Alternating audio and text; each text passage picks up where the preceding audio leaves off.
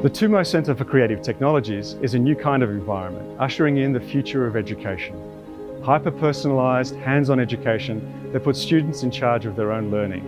And with the theme of learning to learn together, the TUMO installation at the Biennale showcases the principle of the centre's growing network around the world. And at the core of the installation is a forest of hanging lifelines, giving voice to teenagers from Yerevan, Beirut, Berlin, Kiev, Paris, Moscow and Tirana.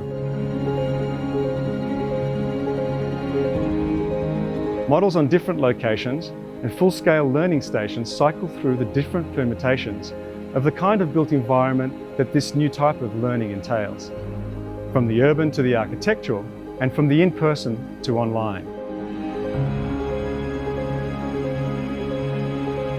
Learners enter into a dialogue with visitors, talking about their hopes and achievements, showcasing their local realities and revealing the future they aspire to.